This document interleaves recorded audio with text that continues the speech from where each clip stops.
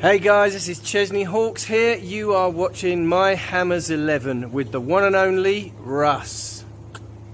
Hi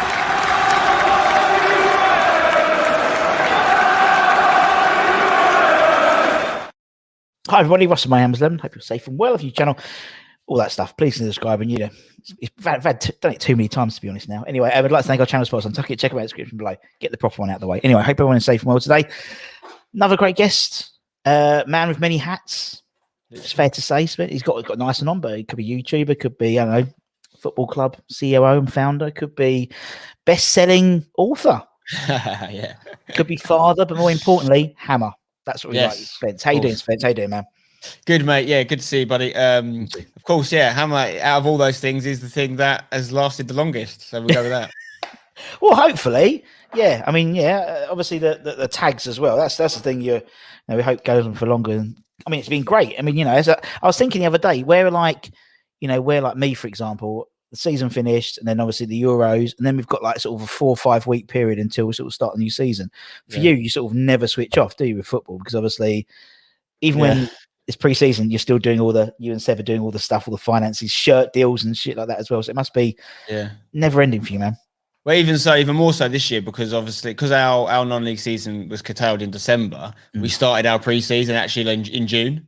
Wow. Because the boys had so long off. So we weren't playing games, but we started training again in June, and then we started playing in July. So I can't complain, because we had like a 3-4 month break with no games a couple of times, which I didn't enjoy because of COVID. So that's where the elite game and the non-elite, non-league stuff has really been separated through COVID. You realise where the money is, Yeah. No, totally.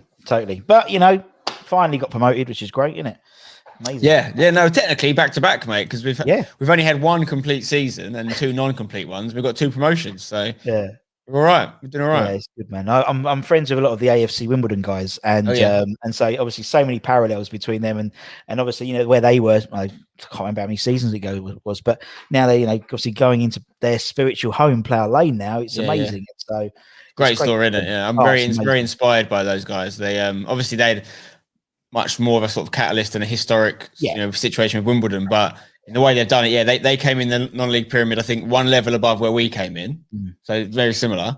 And I think it was 18 years from when they started to last year when they moved back to that home. So about 18-year journey.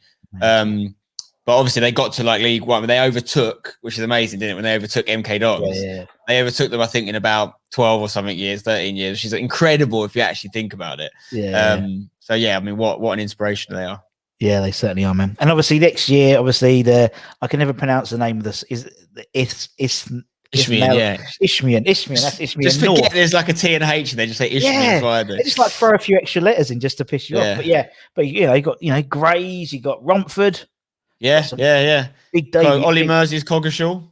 Yes, Coggeshall as well. He's my head-to-head other chairman who will be going up against is Ollie Mersey, which is quite funny. I was looking forward to a potential face-off for Glenn Tamplin, for those people that know of Glenn, Romford, but I don't think he's involved there anymore. But you got some great teams in there, and teams that I've grown up around, which is like I'm from that same area where most West Ham fans are from. So I'm looking forward to it. Big test though, Isthmian League. Some people will know it as the Ryman or the Bostik. It's no joke. There's proper money in there, and there's some really good players. Yeah, it's gonna be great. It's gonna be great fun, and it's phenomenal. It is phenomenal, mate. What's happening? I mean, when you look at guys like, I know they're 1 league above, but obviously Hornchurch, winning the FA Vase, incredible. FA Trophy, FA Trophy. Sorry, and that's incredible because that is like a League One team winning the FA Cup. Yeah, like they're playing teams from the National League Prem. Conference Prem, whatever you want to call it, in that tournament. So it's unbelievable they did, being 2 levels below, to win that. Fair play to them. Great side. Lots of Essex, very well represented in non-league. You look at teams like Concord got to the final of like last year's one, but it was played this year. You've seen loads of good teams from around over the last few years. I think Billericay have won the most FA Vases of any team ever. So like we've got some good teams around here. Yeah, no, there are. Looking for the North and the Premier, they're all like names you've heard of, and it's mental. It's and also one up the old Corinthian Casuals. I remember going to Wembley to see AFC versus Corinthian Casuals. That was incredible. Absolutely incredible. That's what's crazy when you got teams like we played a friendly. Who did we play the other day? we played, I think it was Cray Wanderers. We played sort of from South London way, and they were founded in 1860. Amazing. And so we were founded in 2016, right? They are older than the country of Canada as a football club. And like, so it's so nice to be able to mix it with these establishment teams, you know, that have been around for more than almost 150 years almost. Yeah. For a 5-year-old club. So yeah, we love it. Mental. And also, I mean, you know, and that's what I mean. I love when you and Seb do your sort of your behind the scene type stuff, you know, these sort of the little sort of two heads sort of podcasty type things about just the mechanics of everything. And obviously the thing about the shirt reveal, and obviously West Ham we've done their shirts recently. It really interesting because obviously you sort of a lot of stuff you feel like as a supporter sort of behind, you know, it's all a bit behind closed doors, and you're sort of opening the doors a little bit so people can understand. I think that's really interesting because it gives me an appreciation of how football clubs are run, basically, because it's a lot of hard work, man. A lot of hard work. Yeah, I think we have a sort of duty to be transparent, to be honest, because unlike other teams, you know, like let's use West Ham as an example. You know, West Ham were created. I'm actually wearing a centenary shirt here. So obviously, 1895, so like 100. What is that? 26 years ago. 26 years old. Yeah.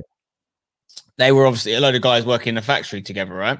And they create a team, and then over that 100 years, you create a fan base in an area, and it's a very natural, organic way of creating a club. You know, a lot of our critics of hashtag, what they'll say about us is, you know, we only have our fans have come from my YouTube channel, or whatever. But so we've sort of reverse engineered it in that we have I had some supporters that really luckily came across to support hashtag as well. And so if we weren't created organically in that sense. We were created with a group of people that liked what we were doing. So if we didn't have them, we wouldn't exist. So for me, they need to know what's going on, because otherwise, you know what I mean? It's not my thing that I'm protecting from the rest of the world, which is probably how a lot of other chairmen and owners feel. It's our thing that we created. So why not open the doors? I mean, it's also pretty crazy, some of the stuff that goes on at our club, because of our, you know, we're like a big club but a small club at the same time, if you know what I mean. And so it throws up some interesting situations. Yeah, but I just think I find it fascinating. You know, as I said, the whole thing with the shirt deals and stuff, and the process that goes to, because you don't think about it, because obviously, you know, it always is during the summer. You know, people on their Macs with their Photoshop make little custom kits of West Ham, and some are really cool, and then nothing comes out. It's just like a white top. It's like, where the hell's that come from? But you said going through the process, and I found it really, really interesting, man. Really interesting. Yeah, it takes ages. Yeah. Like, I know for a fact, most Premier League clubs' kits for next season will already be decided. Like, you know, like they will get announced a year from now, but they're already in, like, they've gone through the approval process of what the design is going to look like, because they have to do it so early in advance. Because we always have these issues when we do these deals maybe 6 months before the next season starts. It's always backs to the wall to get the kit in time. Yeah. You're talking about bespoke shirts, you know, they have to get made in a factory somewhere, and it takes time to get all the approvals. So yeah, like it's just open. It's like Pandora's box when you see the other side of how these clubs work, and it does give me a little bit more empathy for these big clubs and their boards, because I mean, I'm dealing with a much smaller version of the problems they have to deal with, and when you extrapolate that and times it by however, you know, whatever the difference is between our level and their level. It's going to be a hell of a lot going on we don't know about. And that's, I think, such a really good learning thing that I've taken from the hashtag experience is, you know, working with the manager, working with, you know, the officials and the leagues and stuff, is, as fans, there is so much we don't know. There is so much. And all the people coming out about Gareth Southgate in the Euros, about what team he should be playing, like, he's in training every day. He talks to the players every day. He knows about every single niggle. He knows about every single mental issue the players may or not be facing. Like, so when he comes out with what might seem a unpopular choice, there's a million things going on that we don't know about, probably. So I just think you get a little bit more grounded as a fan from having been involved in it. And I'd actually encourage any fan, if they can, just get involved in a local team in some capacity, whether it's non-league or grassroots. If you've got kids, their team, it just gives you a bit more understanding. No, totally. And you're right. You're totally right in terms of that, in terms of, you know, there's a reason why we're on Twitter tweeting rather than in the dugout. Yeah, you've got to start somewhere, but then do you want to just keep tweeting, or do you want to then, you know, kick on? But I mean, look, we're all very passionate about West Ham ultimately. That's one of the big reasons I'm doing the things I'm doing from my West Ham videos and stuff. My first ever, like, when I was making FIFA content, my first ever sort of breakout series, if you like, was a West Ham related FIFA series called Forever Blowing.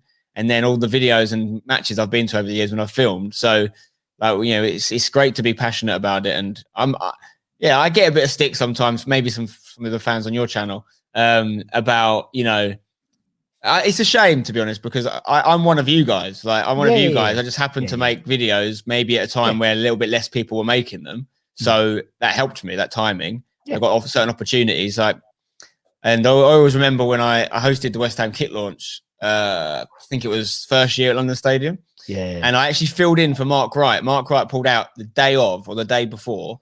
Someone I know at West Ham. It was not a paid gig. Like, we're doing it for just because it's believe really me, cool, Spence, right? I know. Yeah. And I went along, and it was the same day, I think, that they let Tony Carr go. And obviously, very popular figure at the club, you know, it being associated with a lot of our best youth players that come through, and a lot of that was down to him. They let him go.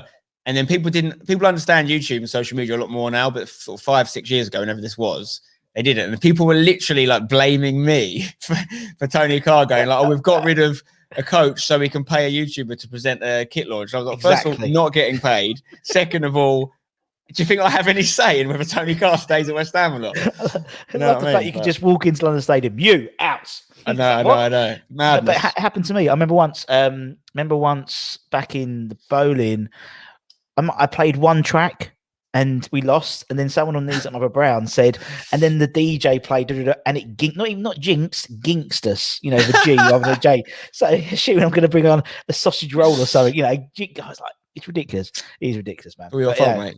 Yeah, it's all my fault. All my fault. I played, you know, Yes Sir We Can Boogie or something like that, and we lost. Lost to Derby County. There must have been some Scottish players on the opposition. Maybe you got them up for it. Must be totally. They like that song, don't they? My fault. Yeah. I ginked it. him. what a bastard. But yeah, no, it's true. And actually, I remember years ago. I remember you and Seb come up to the box years and years and years ago. I think it was, I don't know, 500, 600,000 subs or something like that. And it was like, you've come since then to like now. It's great, you know. I love it. It's like the same as Jack as well. Watching how Jack's progressed, and it's brilliant. I love it. And it just shows that hard work pays off, man, doesn't it? Yeah, and there's a lot of other factors in there, you know, like other people that have helped me along the way, timing, luck. You know, you do have to work hard for sure. I'm not saying, you know, don't deserve it, but at the same time, I think the way YouTube like blew up at a certain time, it's just right place, right time for a lot of us. But there's a lot of people that do, you know, were part of that movement and then sort of dropped off. And to be honest, on YouTube side of things, I don't make anywhere near as many videos as I used to. It's mainly about hashtag for me now. I'm just running that because it's like, well, it is a full-time job, and it's like my dream job. Yeah, like, to be honest. Of course. Yeah. No one wanted to offer me a job as a chairman anywhere else, so I just made my own. That's brilliant. I spilled my own ball, and it's like I can take it home afterwards. But yeah, and talking about, you know, we might as well talk about West Ham because that's the whole point of the show. Yeah. So 30 minutes in, we start. But obviously, great season for the boys. European tour. Well, you know, brilliant. Just there's no bugger there. I know you was at the last game. I saw you and your dad. I saw you boogie into, you know, Sweet Caroline at the end of the game and stuff like that. And yeah, just a great season. Just shame there's, you know, fans weren't there to really enjoy it. You know what I mean? Yeah. But I do wonder whether that helped us in some way, though. You know, I think it did at the beginning. I've said this, and people have gone, "Oh, shut up," but it has, because I think, you know, people, you know, go back beginning of the season. There was obviously we just stayed up by a few games the previous season. That whole summer transfer, a bit like Groundhog Day. We didn't sign anyone.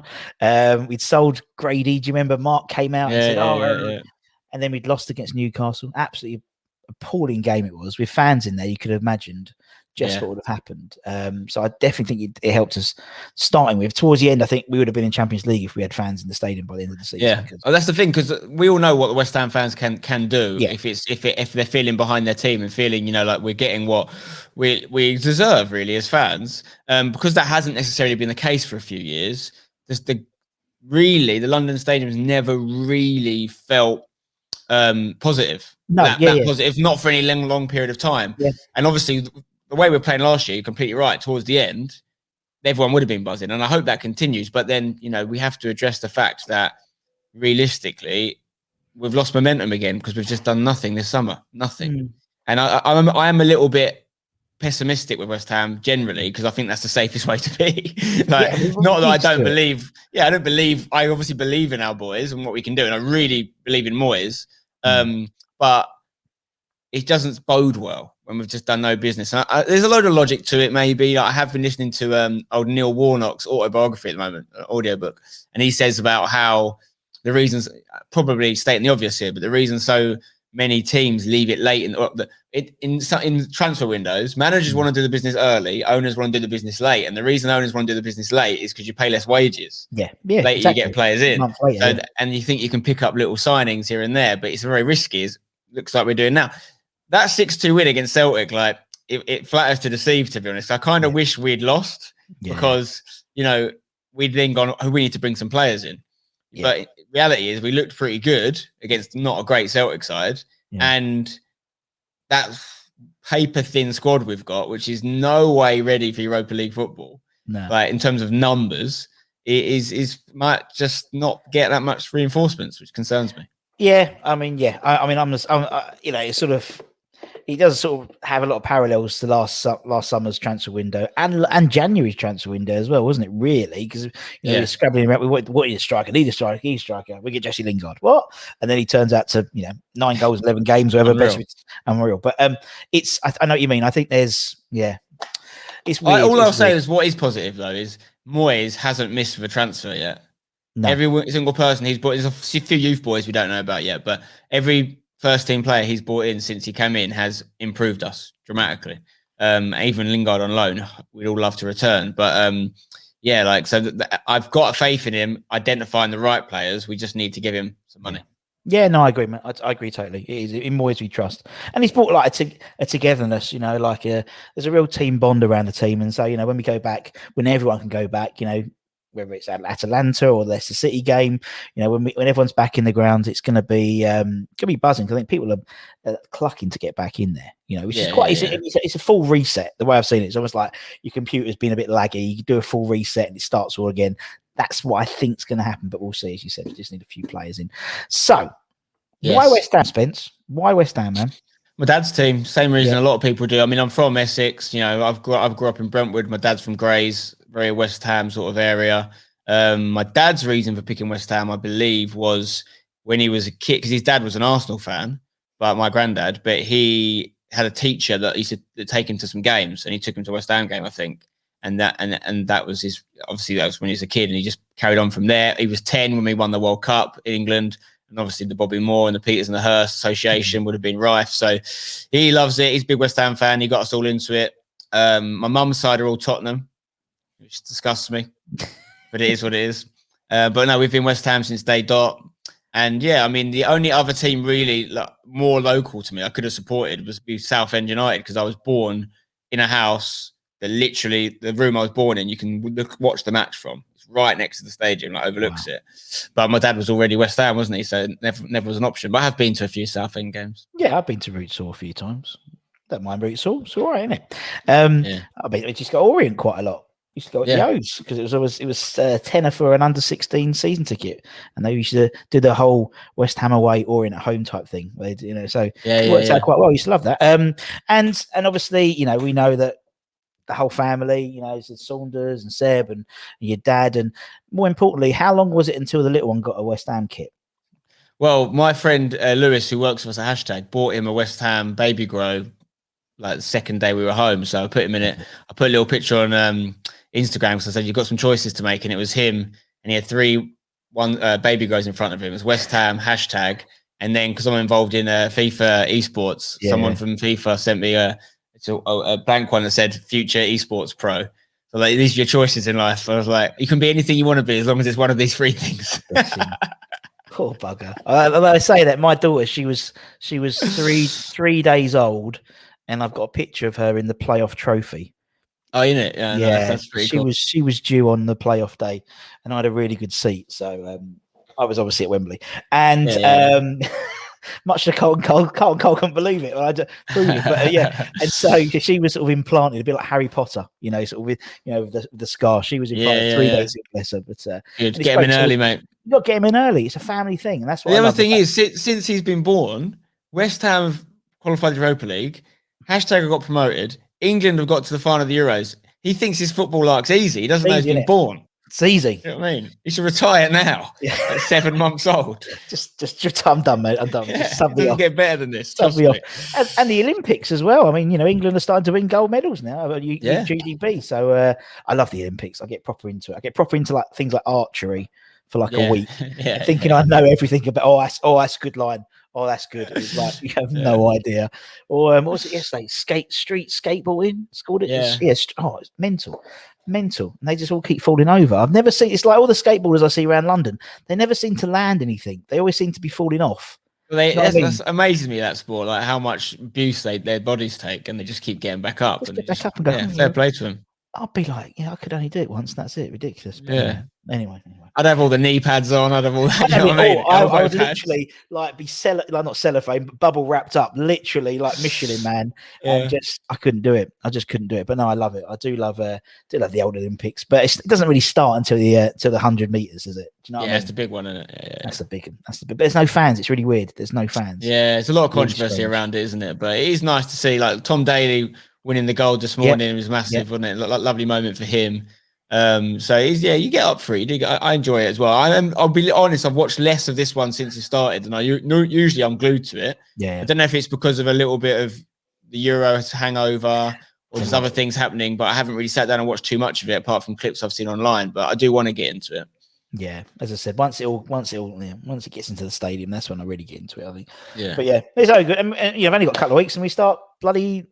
West Ham starts again, and when's the first game at Hashtag? When's it start for you guys properly? Our first game, I can tell, it's actually on a Sunday. Weirdly, it's on Sunday the 15th of August, I believe, because our team we ground share with a team called Bowers, and we both got drawn home on the first week, so they have to go to Saturday. We go to Sunday the 15th. Week after that, we got FA Cup. We were in the FA Cup for the first time last year, and now this year, obviously, we're in it again, and we have our first game the week after that.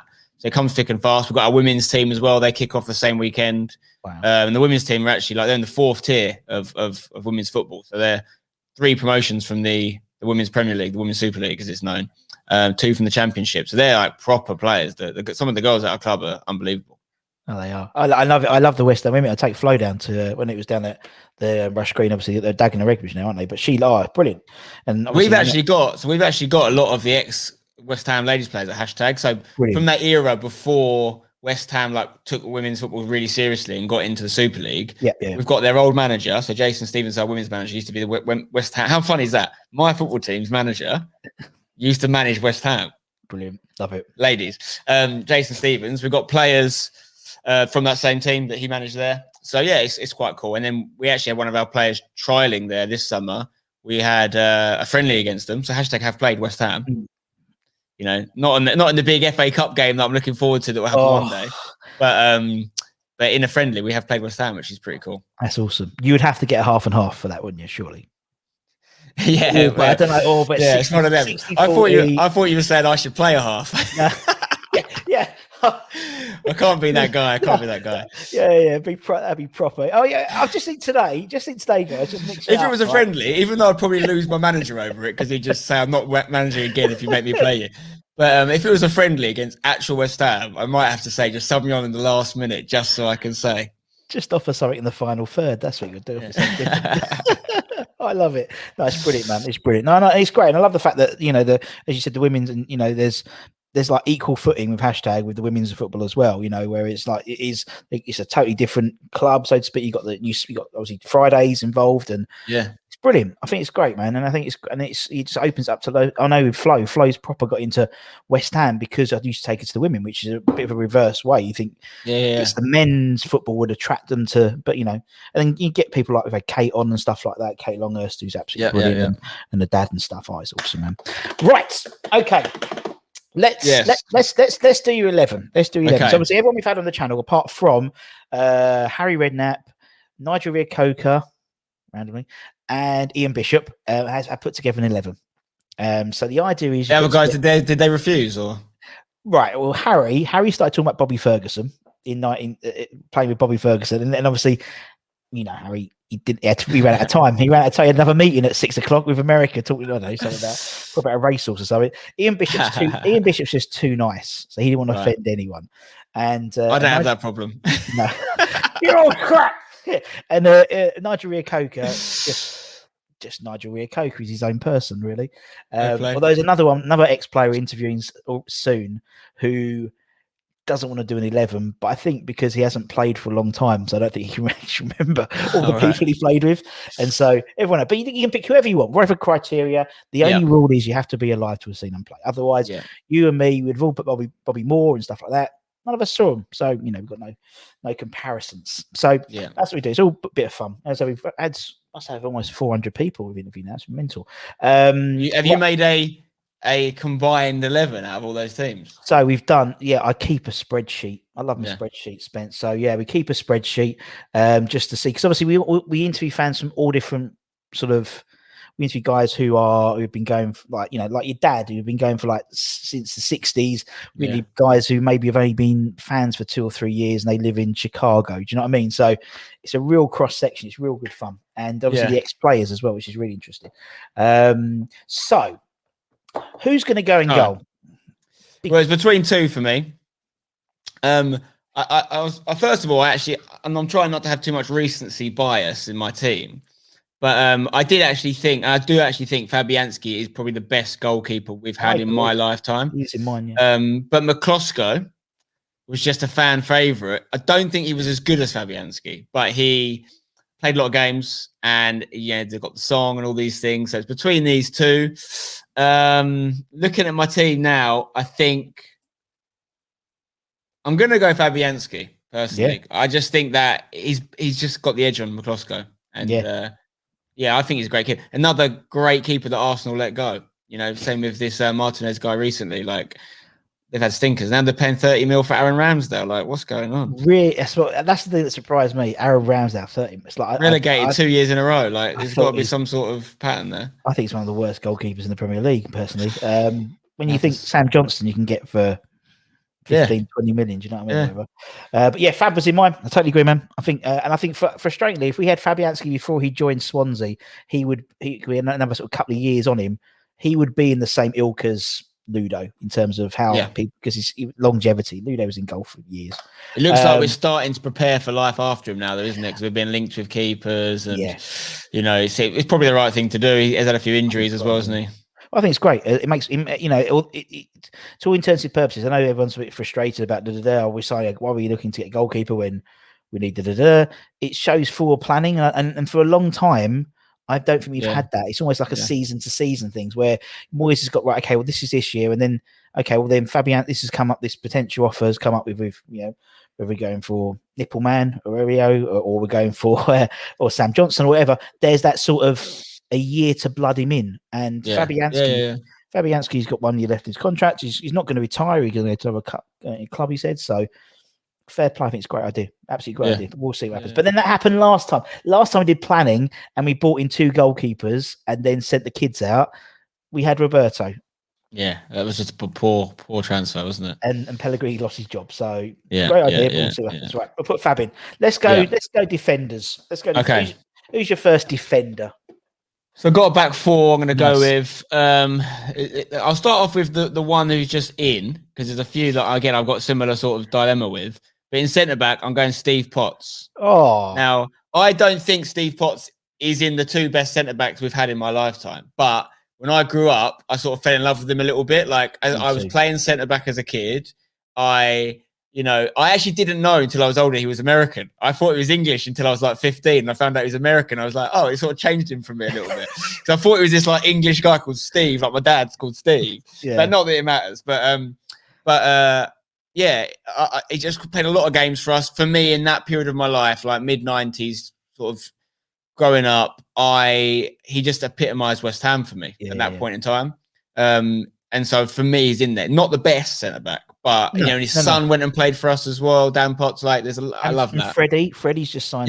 Yeah. So he's got to be in there for me. I agree. And then next to him is between 4. I will pick one, obviously, but I want to give him a shout out. So Christian Daly for similar reasons to Steve Potts. And if they have a song about them, it puts them up 10%. Yeah. But again, I loved Christian Daly. I love his battle in there. Like, I really enjoyed supporting him as a kid. And then more recently, James Collins, Winston Reid, and Ogbonna. They're the four I'm choosing between. And because there's four, I'm going to go with the one that I think is just the best at football.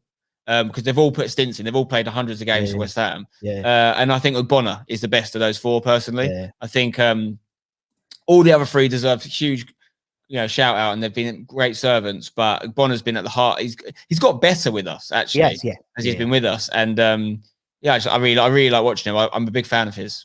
Yeah, and also it's typical. He's sort of finding the form of his life just towards the end of his career. Do you know what I mean? Yeah. But as you said, when he joined, he was like okay, but like the last few, a bit like when it's about Ginger as well. Ginger goes away, comes back, and arguably plays a lot better than when he left. He was a different type of player, and I love him. And Potts, I when I was young, I did start up a Steve Potts Appreciation Society. Me and my mate, we had two. We had that in the John Moncur Association. But John Moncur just loved a yellow card, didn't he? His yellow card stats are a joke. John Moncur, you can always rely on it. It's a great bet. People used to count, didn't they? When he came on, he used to count on their fingers and John came on, and but that was only towards the end of his career. He was a very skillful player. But Oggy, love Oggy, and would have been in. I mean, who's your pick for Ham of the Year last year?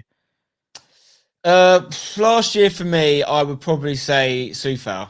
Yeah, personally, but it was hard. I mean, there was so many good players. The squad really did well, and we had a lot of injuries at centre back. Because at one point I thought Ogbonna had been brilliant, but then he went out for a bit. Obviously Souček, obviously Rice. Rice is expected to be at a certain level now, so he doesn't get the credit if he stays there. I agree. But I'd say Soufal just coming in that price as well. What a deal. Yeah, and also that first game was that Leicester game when he came up and everyone was scoffing at only paying £5 million for a right back. What can you get? And he was like, okay, possibly the best right back in the Premier League. Yeah. No, I love him. No, he was the same with me, man. Absolutely same with me. Right, okay, we'll put Potts and Oggy in. Well, that's a good centre back pair. I like that. I like that. I like that. Right, okay, go on then. Let's go left back then. If you've got back four. Okay, this was between two as well. Julian Dix and Aaron Cresswell. Very different players. They both share a characteristic, which is they're both sort of been robbed of an England cap. Yeah. Very different though. I love what Dix epitomised. Just when you're a kid and you put in a hard tackle, I would just see Julian Dix in my mind. I actually went to the Julian Dix karate school in Brentwood. I only did one class. I love that he's got a karate school. No, it was a black belt, wasn't he? I think it's a black belt. Yeah. He had a karate school in Brentwood. I went to one class. I left because you had to do it bare feet, and there was a kid in there with verrucas. It scared me. Nothing to do. That's no reflection on Julian Dix's karate teaching ability. And he didn't actually teach the class, by the way. It was just he's probably sold the name. It was some other guy. But then I met him a few times. Because he was the manager of Haybridge, who we're in the league with now. We had a friendly against them, so I met him and chatted to him about football. I love Dix, Julian Dix, Cresswell. Say it very quick. Cresswell is very different. I've been fortunate enough to meet him as well. A really nice lad. Mm-hmm. He, I think he's really been an important stalwart for us in the last sort of 5 years. Definitely. And it depends what sort of team I want to build here. Am I building a 1990s West Ham sort of Brexit, you're not getting past sort of team? Or am I building a football team that can actually play a little bit? The Dix could play, to be fair. Great penalty taker as well. But I'm looking at my team and I think I'm going to go, who's better at football? I'm going to go Julian Dix, because I'm going to make Cresswell give us one more year, and then he can take his spot. One more year, yeah, they can take over. Yeah. And Dixie had a wand of a left foot, wasn't it? Yeah. And actually, probably when you saw him, it was the sort of towards the end, little bit of his career, so to speak. And he still could. I remember one game when we played Man United, and he basically always used to toe poke it over a winger on the byline. He did it over Cantona, and then Cantona just went. Fair play. That's what you need. That's literally your recommendation there from the god himself, Eric Cantona. Right. I can't remember where I heard this, but I think it might be my dad. But someone told me at some point they thought he never got a call up for England because he had a skinhead. True, Like, we interviewed him. What a ridiculous thing. If that's true. It was. We interviewed him. I had Julian a few weeks ago. Actually, it was fun. I interviewed him, and I was like, "So, what's it like?" Stupid question. What's it like being sacked as a man? He says, "Actually, Russ, I mean, because he just back from West Brom, and he's like, I'm actually in my flat in Birmingham now, like moving out." I was like, yeah. Okay, anyway, but yes, so that's what happened. He was on holiday, and John Gorman, who was the assistant manager at the time of England, basically said, "Oh, if you don't get your hair cut, you'll probably be in the England squad." And he thought, "Oh, f that," and shaved his head that day. Fair play. Crazy. Well, they're crazy now. You look at like Foden, who can just die. I know. Yeah, it's ridiculous. Right, we'll put Julian left back. Who's gonna go right back then, Spence?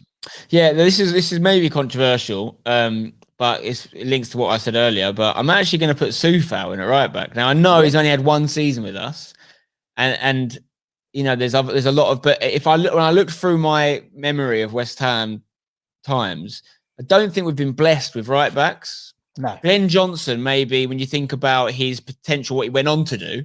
We've had a load of players like that over the years who I haven't put Rio Ferdinand in my team, even though I had Rio Ferdinand on the back of a couple of West Ham shirts as a kid. Again, as a centre back, I looked up to him a lot, but we didn't get his best. We got a lot out of him, but we didn't, and we got a stand out of him, at the stadium, but we didn't get his best. So and I'm not, Soufal's come to us very late in his career, but just because of the other right backs he's competing with, he's just unbelievable for us last year. So he goes in. No, I totally agree, man. I totally agree. I mean, who did I put in? I put in Sebastian Shemel, but to be honest, he was like a one-season wonder as well. So. He was. I nearly put him in. I thought about him because I remember I used to like him. He's a good crosser of the ball, as is Soufal. Yeah. But no, I think so because Shemel was involved in some way in that game we lost to Everton when we got relegated. I can't remember. Did he give the ball away or something? Well, he was good for. Well, I remember he was good for one season and shit for the second season. Yeah. And it was. And when we interviewed him, I asked him that. He went, basically, I got my hair cut. Trevor Sinclair cut my hair, and then I was shit. So it was like, fair enough. Samson, that's what it is, isn't it? That's what it is. But a lovely bloke. But there's not many ex-players who have a they have a restaurant in Luxembourg called Upton Park. Yeah, that's pretty cool. And and I said, "Why'd you do it?" He said, because if it wasn't for West Ham, I wouldn't have owned the restaurant and stuff. It's like, and I love that when a player moves on, but the club stays with them. We all know about De Caneo's tattoo and stuff. It's like that's a massive. I think it really, really resonates with the fans. Yeah, definitely. And Seb's got a tattoo. He's got a West Ham tattoo, and I'm nice. really noble, needle phobic. So anyone who's got a tattoo, I respect. And for have a West Ham tattoo, and it's not your club, Yeah. Ultimate respect for that. I mean, I passed out my BCG test, Spencer. You know what I mean? Knocked out the poor nurse, bless her. Right, okay, there's a back four. Nice. Okay, let's go into midfield then. Who we got midfield? Who's your first midfielder? Okay, so my formation, I'm playing like a 4-2-2. That's what I'm playing. Okay, two centre mids, two sort of CDMs. Not that surprising, really. Mark Noble obviously has to be in there. Heard of him, yep. Yeah, what a man. I can't say enough good things about him, really. He's obviously coming to the end of his journey with us, but he's been around his whole career. He's done it all. He's gone down with us. He's come back with us. He's one of the best penalty takers statistically in European football. Fact. Yep, fact. So I just love the man, and when he retires, he'll be in that club with the Billy Bonds and these guys that just Mr. West Ham, I totally deserves all the love that West Ham fans give him. Definitely should have had an England cap that season. Our final season at the Boleyn, he was one of the best centre mids in the league. It was unreal. He did drop off a bit afterwards, as it would be expected as you get older. Like in later years, but that season he was ridiculous. Oh, best in his position in the league, wasn't he? Yeah, he was awesome. And I think with him as well, it's something unusual that you have a fan who's playing for your club, like a proper fan. And some people, I mean, Dec has become a fan, so to speak. Yeah. But he's, as you said, when his debut, he walked home, didn't he, after his from Upton Park and stuff. Nobes did, and I just think he's great. And actually, watching the games behind closed doors, and some of those times where obviously Mark's not in the squad, I watch him watching the games. That makes it like player cam, but fan cam almost. And you watch it and you go, he actually, and I know he's a fan, but to see it in real life, he's watching it like you and me would watch the game. So passionate about it.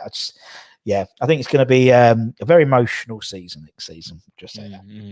But then when he lifts the Europa League, that'd be great. Great. It's great nice seeing Europa League tweeted about him, didn't they? Like his last season at West Ham, his first season Europa League. It's pretty cool. Yeah, asking for it. Right, okay, we'll put Nobes in. Who's Nobes going to partner then in that centre then? Next to him is going to be Declan Rice. I think that there was quite a lot of good centre mids to choose from. But it's been a while since we had a player that is such an integral cog in the England team, which he has become now, even if he didn't feel that way before the Euros. I think he was so good, even against Italy in the final, I actually thought he was doing some really good bits.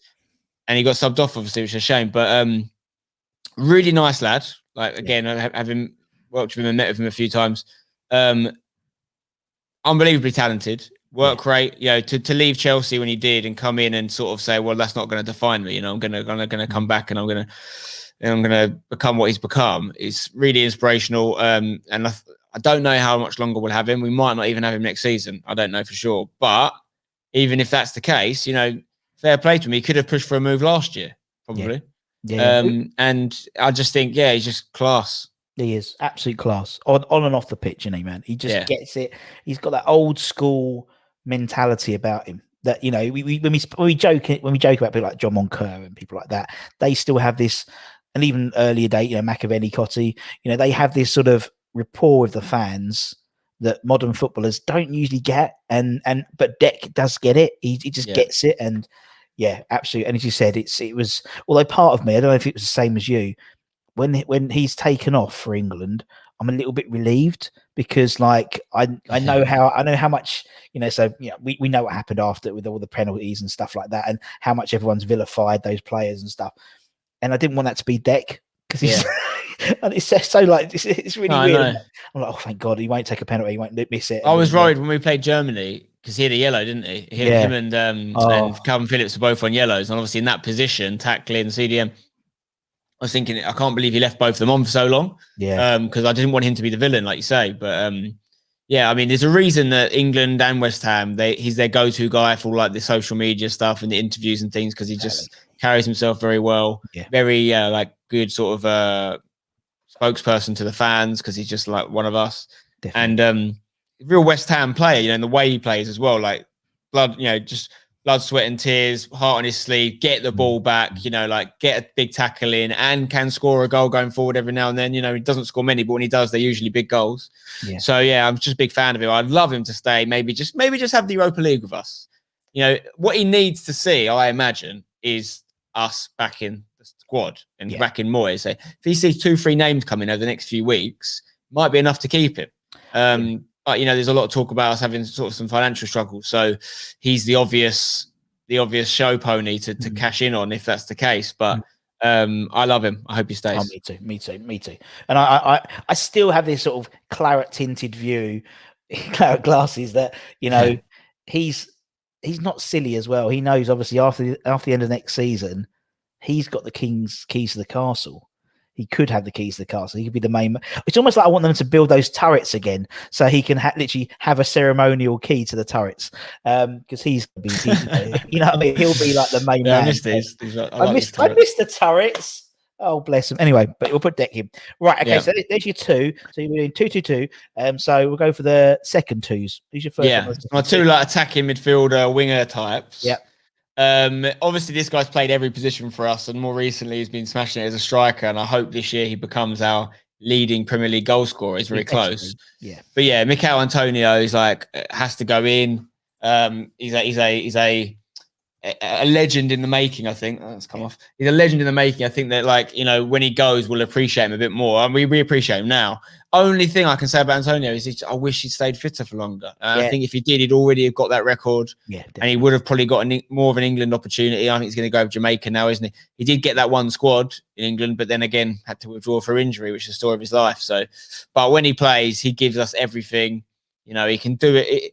He's sort of he's not the most talented footballer in the world. He knows that. We all know that. But his energy, strength, and ability in the air, even he's got so many attributes in there that I just love him. I love him. And I honestly, at one point when I was thinking about attacking players, even though this is not his best position, just to get him in the team, I was going to put him right back because we were struggling with right backs and he's played there a little bit. But he's a striker now for me. He's definitely a striker. Yeah, definitely. Yeah, great player. He is the best worst player. Do you know what I mean? He's and because he's so unpredictable, he doesn't know what he's going to do next. So how can a defender know how to cope with him? I still think Gareth missed a trick. I know we're criticising people, but could you imagine him with some aging 37-year-old centre backs and just say, give us that 30 minutes against Wolves? That's all we ask. That 30 minutes against Wolves where he was prime Ronaldo, R9. He was brilliant. I love him. And as you said, he better overtake De Caneo's. If not, we are in shit creek without a paddle if he hasn't got score and mark as well. You know what I mean? So, right, we'll put Mikel in. God bless him. And again, he's got. I love players of personality. The game now is there's not that many players who have genuine personality, and he does. Crashes his car dressed as a snowman on Christmas Eve. You know what I mean? Bless him. Right, we'll put Mikel in. Who's gonna be the other one of the second two then? So Mikel's on the right. On the left, I am going to go with Dimitri Payet. Yeah. There's a lot of negativity around the way he left the club and whatnot, but I just remember the way he made me feel. And for that year and a half, however long it was, he was I genuinely believe he was one of the best players on the planet. He was. For a year and a half. And people will laugh at me for that comment. I mean, I made a controversial video at the time when he was playing for us in the first year, where I said Payet is better than Ozil, and I explained my case. And it wasn't about Ozil's past. It wasn't taken away from Ozil winning the World Cup and all these things. So at this point in time, which is probably 2016, 2017, Payet is better. And I 100% stand by that comment. And if you look at what's happened since, even in the 2-3 years prior, Ozil did nothing really from that point on. And it's because you could see in the way Ozil was playing in the Arsenal team, it's so lethargic. When I'm no doubt about what Ozil could do. This isn't about Ozil. It's about the opposite. What Payet did with the ball, like the way he played, was very not West Ham. Talk about Declan Rice being a West Ham, quite a classic sort of player. I know we talk about this West Ham way, and from my memory, in my lifetime, and Big Sam laughed about it when he was in charge of us. Like the West Ham way meant getting relegated and struggling every year. There was no beautiful football being played really. Payet brought it back. He did. Payet actually gave us this. We've got a world-class player. He went then and obviously starred in the Euros for France that summer, and then they only lost in the final. France even started to believe in him, who famously left out so many players over the years. I wish we'd had him a bit longer. With a player like that, you always come with a bit of baggage, don't you? He's got his own stuff going on, which meant we obviously lost him. But what a year and a half. And even in London Stadium, he scored some great goals as well. He carried it over. So, and that final season, which was so important to me, that being at that final game, that match against United, everything about that season, there was a million, reasons why we're doing well, but Payet was the sort of catalyst for our season that year. And so he gave me that memory. Yeah, exactly. So, that's what it's for. No, you're totally right, man. And it's not many players not many times that we'll see a Ballon d'Or nominee play for West Ham. Voted, not getting Messi at 55 or whatever, but during his, and again, we don't usually get players. You mentioned about Glenn Johnson, Rio. We very rarely get players who play in their prime with us, and he did. And people don't talk about this enough, but how often do you see a player like him come to the Prem and teams give him a year and they go, they're just getting used to it. Took him one game. He came in and just went, this is easy. I can adapt to it. From the French league, which we laugh about a lot, as not being good enough. He came in and just carried on where he was. So not many players do that. And he's still one of the top Premier League chances creator or something ridiculous like that. He's still in the top 10 or something like that. He left 4 years ago. But I think and you're right. Those type of players come with baggage, and we're not used to that because we're not used to having those type of skillful players, are we? Really? I mean, various others who have come and gone since then who are very skillful do have that baggage as well. It is what it is. Right. Okay. So we've got those two. So two up front. Who's your first one? Okay. Well, easy for the first one. I don't know many West Ham fans of my era that wouldn't have this man in there, but it's going to be Paulo De Caneo. Just love the man, really. There's a few things I don't agree with on a political level. Yeah. But I mean, taking politics out of it, as a footballer, I loved everything about his story with us. He needed this second chance after Sheffield Wednesday stuff. We gave it to him, and like he paid us back. Man, he paid us back. Like those goals, the quality of some of his goals. I think about obviously the Wimbledon goal, but I'm also thinking about the Chelsea goal on the half volley where he just fixed it up. And like just the way he played.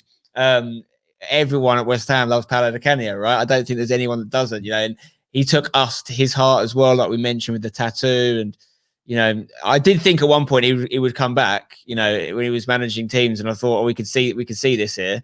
It could be a nice little thing, but I think we haven't had many better players up front in my time. Yeah, striking position's always been a bit of a struggle for us. We've had some amazing strikers that I say haven't been with us in their prime. We had Davor Suker and Ian Wright, you know, but realistically didn't get much out of either of them. So De Caneo is the closest we've got. Still our Prem all-time goal scorer of many goals, scorer of great goals. Moments like the thing against Everton where he picks up the ball, and as much as that was annoying to Redknapp and probably me at the time, it just shows he's got a bit about him, you know, he's got a bit about him as a man. So he has to be in. He has to be in. You're right. You're totally right. And again, there's two types of West Ham players. I think there's sort of, you've got like this sort of your Billy Bonds type players, and you've got your Trevor Brooking type players. And very rarely you get people who sort of cover both. And De Caneo sort of did that. You know, he had the skill. Arguably, maybe not as skillful as someone like Payet, but he had this sort of like just rapport of the fans, and it just worked. It just worked. And you said, you know, you're totally right. Second chance, you know, if he hadn't signed for West Ham, you wouldn't have listed now a list of Premier League greats, and he wouldn't have been in that list. You know, now he is with Zola, Bergkamp, Omri. You would say De Caneo isn't that list, but him and Carbone at Sheffield Wednesday, probably not so. You know, exactly. And am I right in saying that he never got a cap for Italy either? I think you're probably right. Right. Which is amazing, really. I mean, they've had some great players, Italy, in that era, but yeah, fair play. Should have got him in England. Should have got him in England. Yeah. Should have got him in England. Don't know. No, it's always that case, isn't it? You always say, oh, you know, I remember we was looking at Manuel Amunia and various, but it never happens, does it? It never happens, really. No. Hargreaves is the closest we had. Hargreaves, I suppose. Canadian, isn't he? But yeah. Right. One more spot. Who we got then, Spencer? For me, again, back to that era I grew up in. A couple of stints at the club, lots of goals. Tony Cottee. TC. Yeah. I like him as a man a lot as well. I've spent a bit of time with him. And just like, you know, again, like Steve Potts factor. It's the same thing. You know, growing up, Tony Cottee was the man scoring our goals. Pretty simple for me.